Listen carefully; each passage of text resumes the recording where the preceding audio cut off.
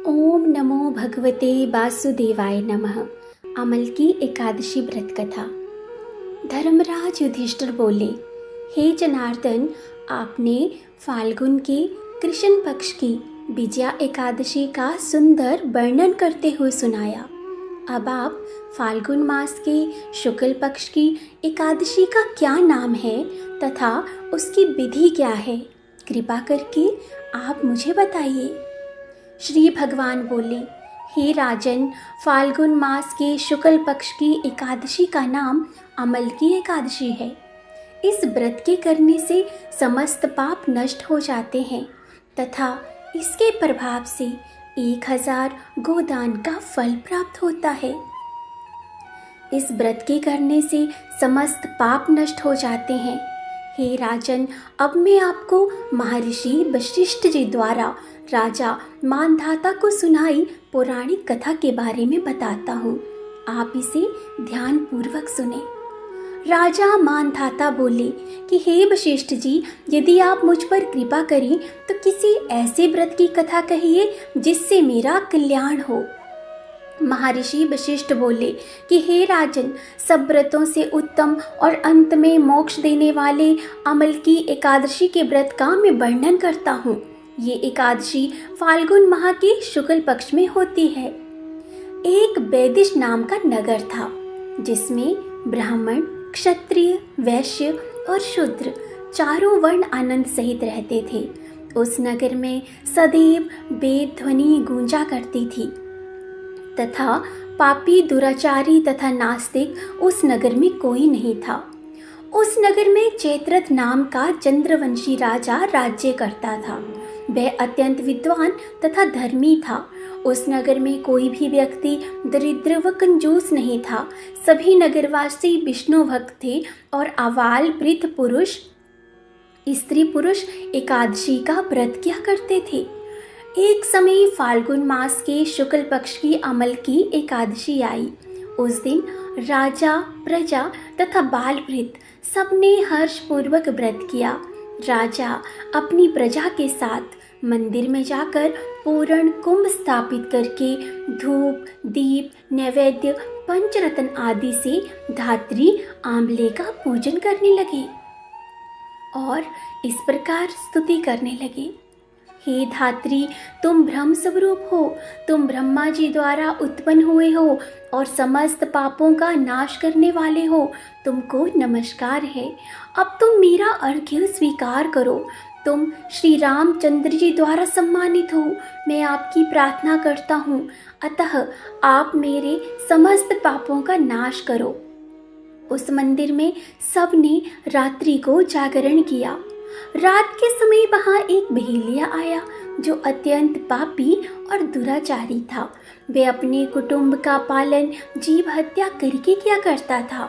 भूख और प्यास से अत्यंत व्याकुल वह बहेलिया इस जागरण को देखने के लिए मंदिर के एक कोने में बैठ गया और विष्णु भगवान तथा एकादशी महात्म्य की कथा सुनने लगा। इस प्रकार अन्य मनुष्यों की भांति उसने भी सारी रात जागकर बिता दी।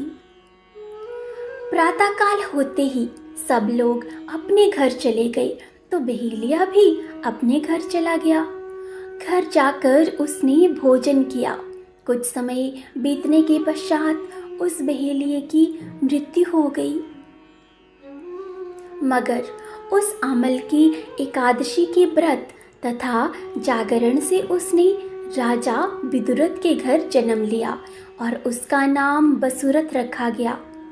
युवा होने पर वह चतुरंगिनी सेना के सहित तथा धन धान्य से युक्त होकर 10,000 ग्रामों का पालन करने लगा।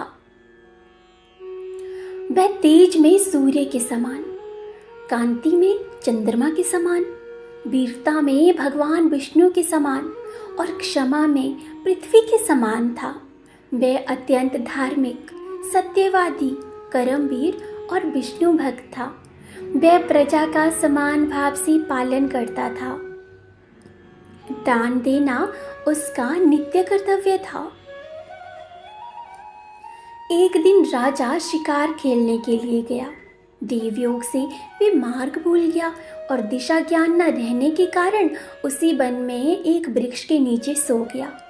थोड़ी देर बाद पहाड़ी मलेच्छ वहां पर आ गए और राजा को अकेला देखकर मारो मारो शब्द करते हुए राजा की ओर दौड़े। मलेच्छ कहने लगे कि इसी दुष्ट राजा ने हमारे माता पिता पुत्र पौत्र आदि अनेक संबंधियों को मारा है तथा देश से निकाल दिया है, अतः इसको अवश्य मारना चाहिए। ऐसा कहकर वह मलेच्छ उस राजा को मारने दौड़े और अनेक प्रकार के अस्त्र शस्त्र उसके ऊपर फेंके। वह सब अस्त्र शस्त्र राजा के शरीर पर गिरते ही नष्ट हो जाते और उनका भार पुष्प के समान प्रतीत होता। अब उन मलेच्छों के अस्त्र शस्त्र उल्टा उन्हीं पर प्रहार करने लगे, जिससे वे मूर्छित होकर गिरने लगे। उसी समय राजा के शरीर से एक दिव्य स्त्री उत्पन्न हुई। वह स्त्री अत्यंत सुंदर होते हुए भी उसकी भ्रुकुटी टेढ़ी थी। उसकी आंखों से लाल लाल अग्नि निकल रही थी, जिससे वह दूसरे काल के समान प्रतीत होती थी। वह स्त्री मलेच्छों को मारने दौड़ी और थोड़ी ही देर में उसने सब मलेच्छों को काल के गाल में पहुंचा दिया। जब राजा सोकर उठा तो उसने मलेच्छों को मरा हुआ देखकर कहा कि इन शत्रुओं को किसने मारा है? इस वन में मेरा कौन हितैषी रहता है? वह ऐसा विचार कर ही रहा था कि आकाशवाणी हुई, हे राजा, इस संसार में विष्णु भगवान के अतिरिक्त कौन तेरी सहायता कर सकता है? इस आकाशवाणी को सुनकर राजा अपने राज्य में आ गया और सुखपूर्वक राज्य करने लगा। महर्षि वशिष्ठ बोले कि हे राजन, ये अमल की एकादशी के व्रत का प्रभाव था। जो मनुष्य इस अमल की एकादशी का व्रत करते हैं वे प्रत्येक कार्य में सफल होते हैं और अंत में विष्णु लोक को जाते हैं। अमल की एकादशी से जुड़े हुए रोचक तथ्य। अमल की एकादशी को ब्रिज में रंग भरनी एकादशी, श्रीनाथ द्वारा में कुंज एकादशी तथा खाटू नगरी में खाटू एकादशी भी कहा जाता है। इस एकादशी में आंवले के पेड़ की पूजा की जाती है। तो जिसने भी इस कथा को कहा है और जिसने भी आज के इस दिन पर इस कथा को सुना है, उनकी सभी मनोकामनाएं पूर्ण हो। जय श्री हरि।